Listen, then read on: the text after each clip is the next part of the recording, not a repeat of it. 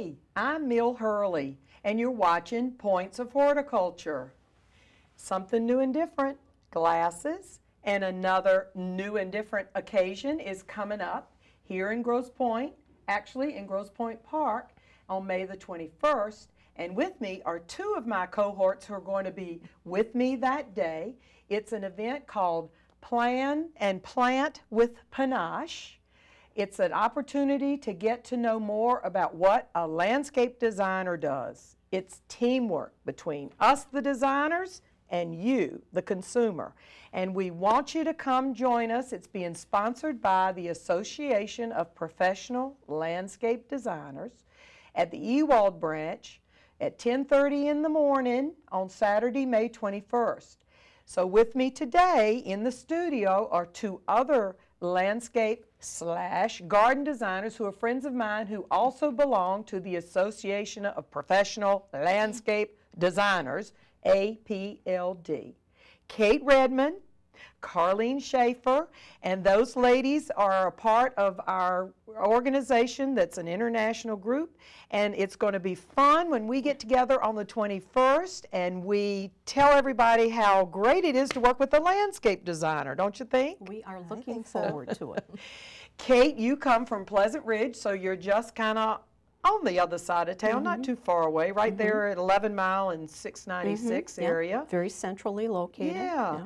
And Carlene came all the way over from Howell. Howell, Brighton area. That's right. And we all three are landscape designers. And with our group, APLD, we were talking about how nice it would be to put something on for you, the consumer, that's free. And we have come up with a talk that we think might help you decide, how do I work with a designer, a landscape designer, to make my garden the best that it can be? And so this talk is going to be with pictures and lots of information that the three of us have worked on through our experiences as professional landscape designers. And we hope you're going to join us at the Ewald branch. That's on Jefferson Avenue in the park. It's going to be 10:30 to 12:30 on Saturday, May 21st. We need you to RSVP because we need to know how many chairs to set up. So you can call 881-2223 or go online to apldmi.org.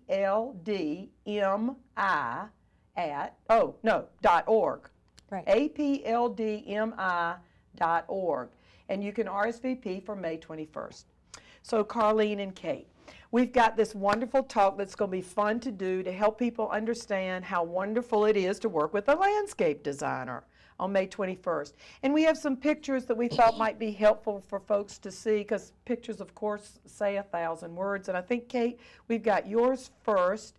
Now, you've been a landscape designer for how many years? I've been a landscape designer professionally now for about 12 years. I started gardening when I was 2, 3 years old with my little Italian grandma. So I've been at it for a while. Yeah, and this is actually a house in the park, isn't it? This is a house in Grosse Pointe Park. It's a wonderful home, which is the residence of an interior designer. So it's gorgeous inside, of course.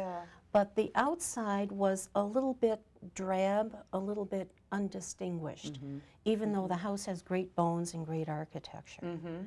So the designer, the client, wanted to do something to really spice it up, make it pop, and we collaborated and came up with a variety of different ideas. She wanted a lot of color, so we accomplished that with the use of the reblooming hydrangeas. And one other thing that was observed during the whole site analysis process was that they have an empty half-acre lot, or half lot, I should say, which adjoins their property, which visually did not appear to be part of their property. They weren't using it. So using the flow of the landscape and the plantings, we were able to visually incorporate that and make it appear to be part of the larger property. And that is something as a designer that your eye is trained, and you certainly taken the classes, and through your experience you can go into a piece of property like that and almost start to see it right when you walk in, can't you? You can very quickly see there's an opportunity here for a big improvement. And with being a professional designer, there's so many questions that you have. I'm sure all three of us probably have our own little set of questions that we like to ask, but it's so important to find out more about what the homeowner is looking for and how they want to use the space. Are they people who want to be in the gardens all the time, or are they the kind of folks who just want to look at it through the kitchen window or on the back patio? Right, yeah. So that's always a challenge to get all that information together for then you, the designer, to be able to translate back into that. Well, let's go back to those slides and let's see. Kate, what else you had? This is the front entry? This is the new front entry. There was no walkway from the driveway to the front door before we redid the landscape. And so we were able to incorporate that and sort of create the experience of walking through a garden as you move to the front door, which is very nice. We also widened the main front walkway from the sidewalk so that people no longer had to proceed single file. It's a much more comfortable approach to the whole house. It is friendlier when you've got room for two people to approach. Now, this is a different house. This is a different house. The walkway there is rather unique. It was there when I arrived on the scene. And the plantings were just, well, minimal, to say the least. Yeah. They were minimal, and they didn't really coordinate with the colors in the house. You know, we had the Stelladoros and the red geraniums, and that house has a very unique color combination in the brick, which is purple and aqua and some orange tones. Wow. And so we wanted to bring those colors out. It's very, very unique, very different. This isn't in Grosse Pointe, is it, this house? No, this is actually a home in Pleasant Ridge. Okay. And so what we did was we really emphasized the purples and brought those out. The homeowner wanted to bring in scent. So we have the Miss Kim lilacs there. We have a Korean spice viburnum just around the corner that you can't see, but there's a lot of scent involved in this garden. And Kate, too, you, Carlene, and I all are trained and know that we try and bring the garden beds out. They're not in a straight line usually. Depends on the style, but that's an example. That picture right there is an example of bringing the beds out to the walkway and make it, and again, the feeling of having something to see and enjoy and being welcoming and friendly as you approach the front, isn't it? Definitely. Yeah. Definitely. And that's why it's helpful to use a professional when you're wanting to recreate the landscape, because we've been trained and we have this experience, and sometimes as you are, Kate, a designer, you have other companies who then take your design and implement it, whereas Carlene and I will implement our own designs with our own people, with our companies. So, but that's what people can do with a landscape designer, is you can hire them out and you can plan it yourself. Because sometimes that's what you need to understand with being successful with your gardens, is you need sometimes eyes that are objective about the space and ears that are objective to hearing what you're after. Sometimes you aren't even sure what you're after.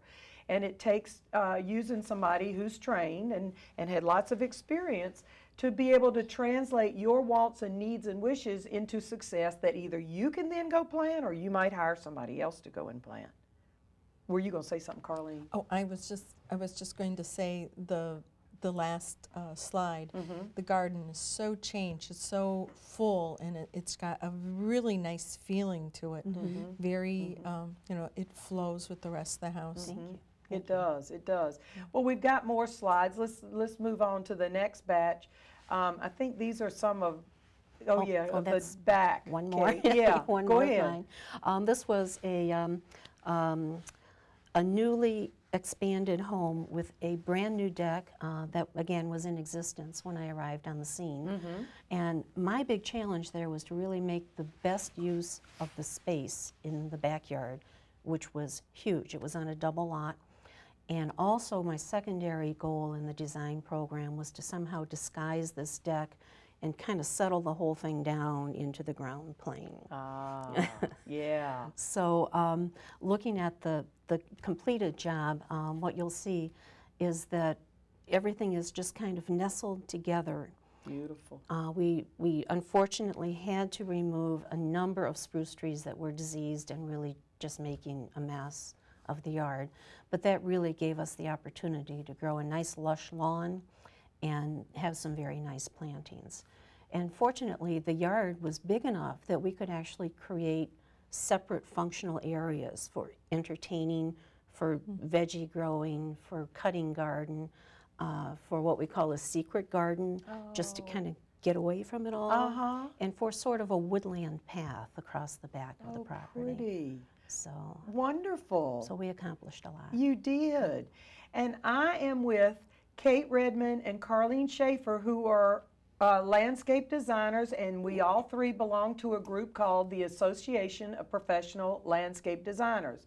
And the three of us are inviting you to join us on Saturday, May the 21st at the Ewald branch of the Grosse Pointe Libraries, which is on Jefferson Avenue. It's free. And we are presenting a program called Plan and Plant with Panache, how to work with a landscape designer. And we want to help you understand the importance of success with your gardens, with hopefully maybe working with a landscape designer. But even if you don't, we want you to come and see and learn some tips and tricks and have a chance to talk with professionals about your gardens. And you can RSVP to 881-2223 or apldmi.org. And let us know if you're coming, because we've got to know how many chairs to set up for the event, but it's going to be a lot of fun. We've got more slides now to show you of different gardens. Let's see, I think these, oh, well, that's more to call us now, 881-2223 or apldmi.org.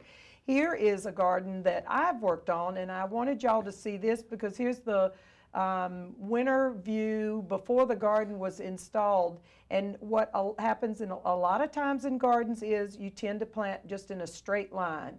And the arborvitae that's on the left of the screen, that tall green hedge, had plants right in front of it, and it all ran in one straight line, and it was only like 3 feet wide, and it was also skinny and jammed up against each other.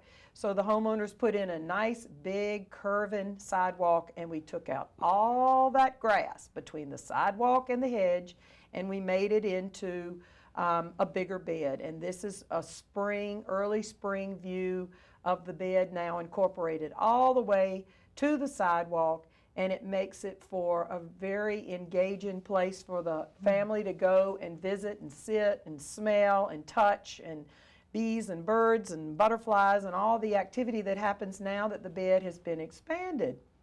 And that's something that a lot of times you are not aware of that you're doing in your own yard. You're not bringing the beds out, bringing the landscape out into the yard more.